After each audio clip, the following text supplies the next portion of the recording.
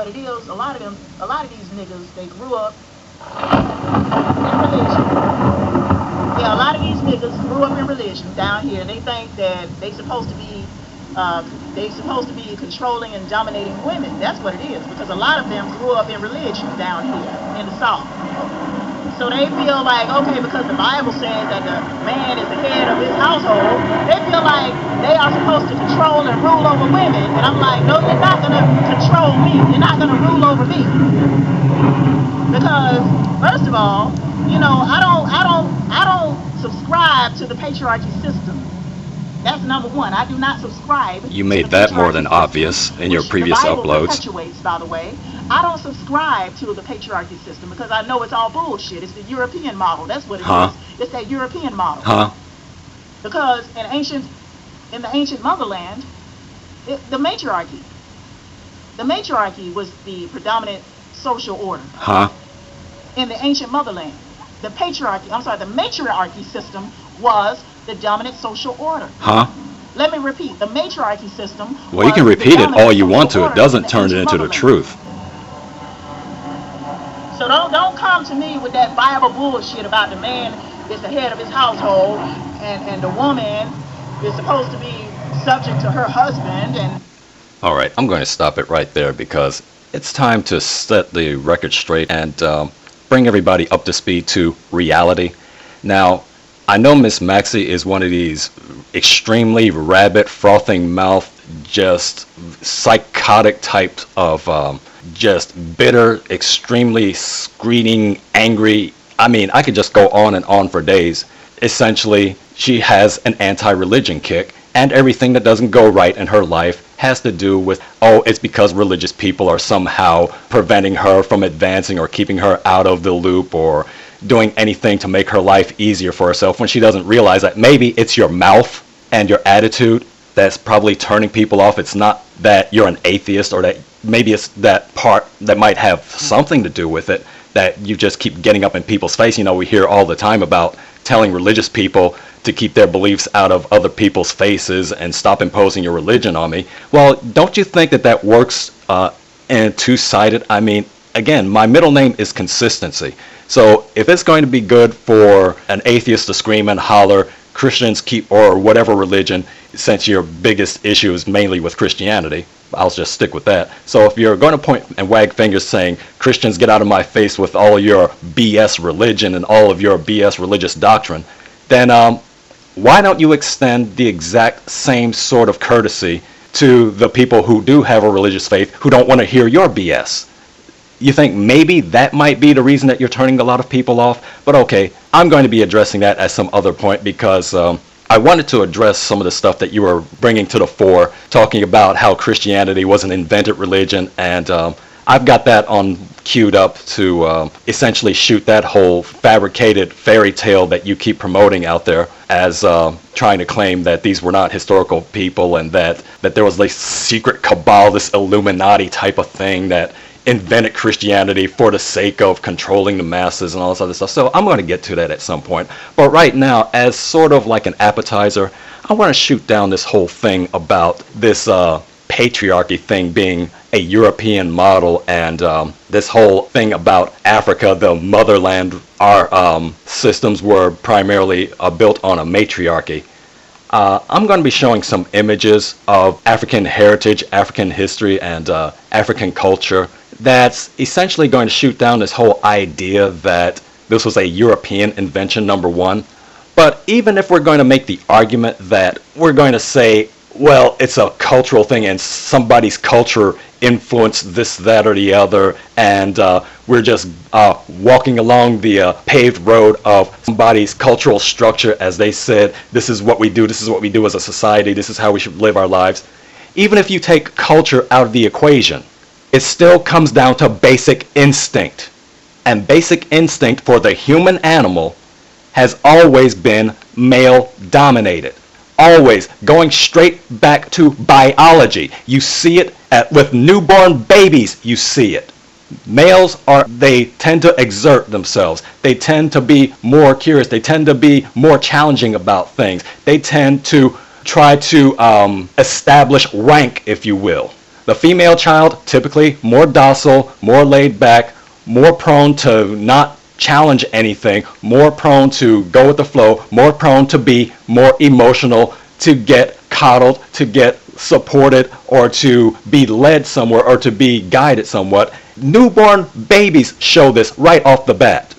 So you can scream about Bible and religion and European models all you want to, but you can't not deny pure, simple, basic, scientific biology. Now, whether you want to argue the point of whether it's right or wrong, or whether we should be given into our base animalistic instincts, that's a good argument to have. Because, as I've always stated, we are human beings. We are at the top of the intelligence chain. We are essentially the dominant species on the face of planet Earth. And the reason we got that way is because we learned to curb our animalistic instincts and appeal to things such as logic and reason. But if you take logic and reason out of the equation and send us back to our base animalistic instincts, you're going to find that even when you do that, human society will be built on a patriarchy, as it always has been from the very beginning.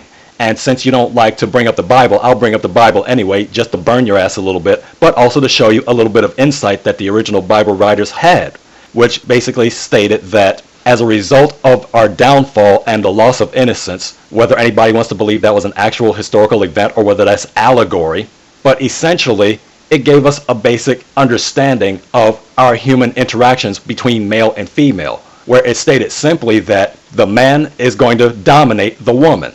But as the Bible pointed out, that domination would be abused. It would not be a healthy kind of domination.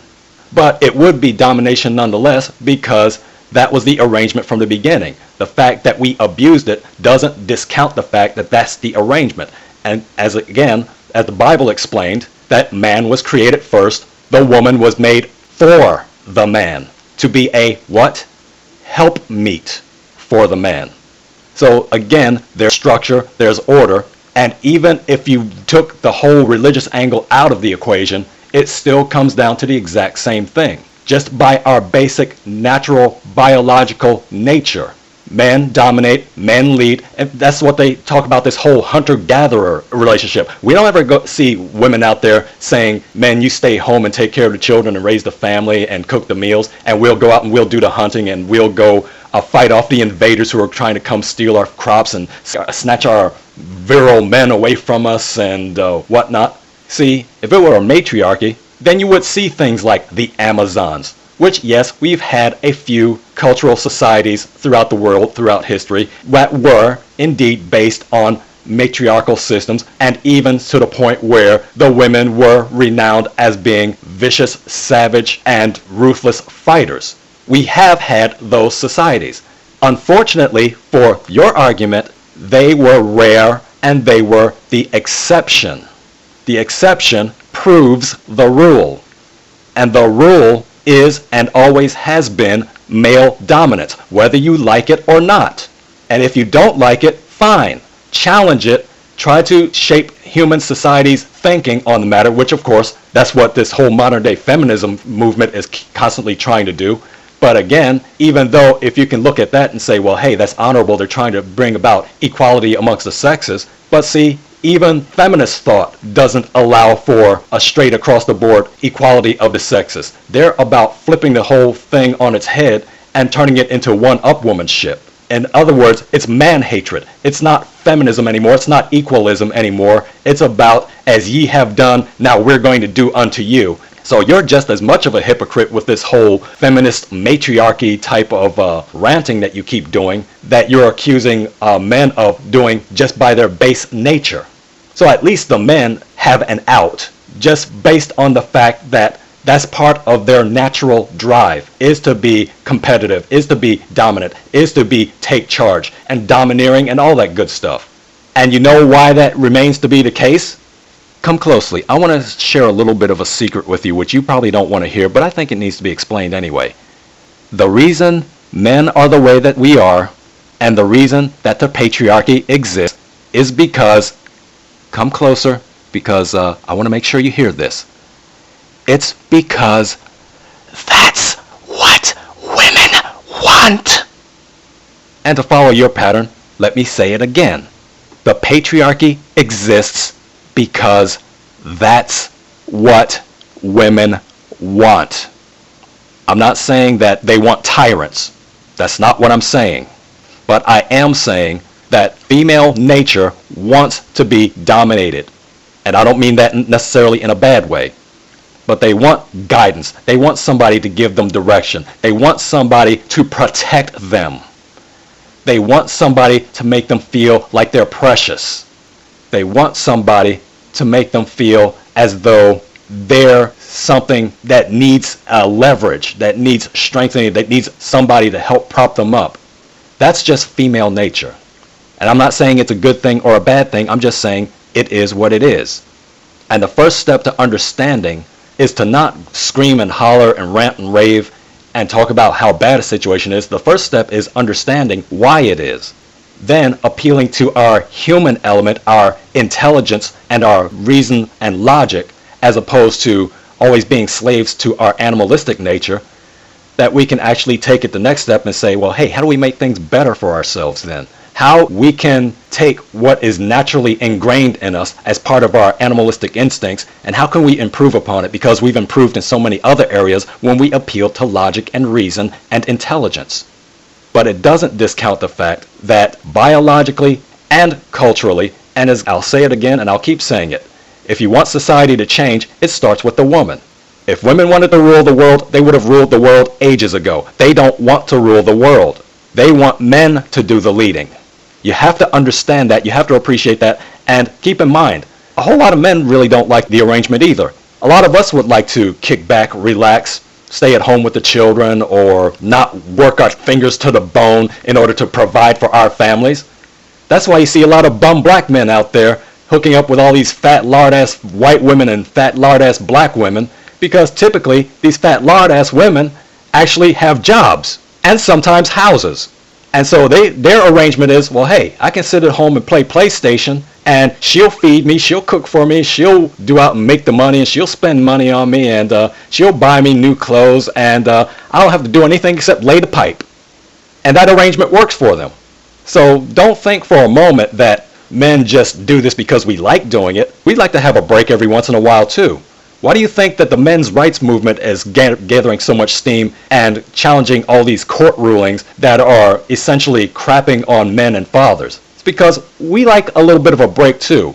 We don't mind working hard. We don't mind being the leaders. We don't mind providing for our families. But there's got to be a sense of fairness. And, you know, this whole thing about the patriarchy is oppressive. Well, yeah, there are aspects of the patriarchy that are oppressive. But what you're proposing is no less oppressive. That's the point. So we have to come together on an equal playing field and realize that we have things that we can contribute to each other to benefit each other. And we're not going to do it by each one pointing the finger of blame and each one screaming and hollering and shouting and talking about how you're evil and how you're evil, and then we're all at each other's throats and nobody gets any kind of solutions done. If you're serious about it, if you really hate the patriarchy as you claim that you do, then come at it from an aspect of saying, hey, here's some problems we need to work on, we need to fix on. Let's come together and see eye to eye, and let's not be enemies with each other. End of line.